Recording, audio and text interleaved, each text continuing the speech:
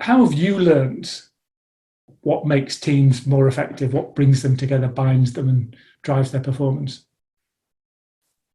So there's a huge amount of theory out there, and I think there's a whole like art or the practice of it.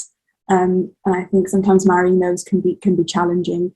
So in terms of that theory, we know it's orientating around the same goals, building psychological safety, so there's an environment of trust in the team and openness, and people are able to communicate exactly what they're thinking and share ideas freely.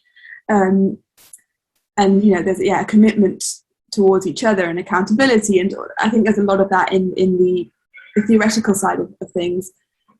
And then in terms of how you do that in practice, it's so much harder, especially when there are time constraints, and so many managers that I speak to say, yeah, it's all great, but I have to fit managing my team around all these other back-to-back meetings and challenges. And it often feels like managing their team is the last thing on their to-do list. Like everything else takes priority, and then I'll somehow have to manage my team as well. I'm not saying that's the case for everyone. I just think there are some companies where that's the expectation, and that can be super, super detrimental, because at the end of the day, your team isn't getting the best manager if you're exhausted and at capacity.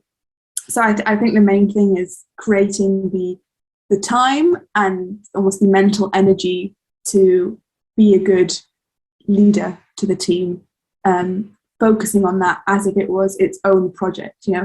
Managing this team, getting these people to work really well together is my number one focus. And if you approach it that way, you can get creative, you can look for different solutions, as opposed to, well, I'll do all my work and then I'll somehow fit in these one-to-ones where I'm not going to be that present, not going to be that useful to my direct reports, but I'll just get the one-to-one done.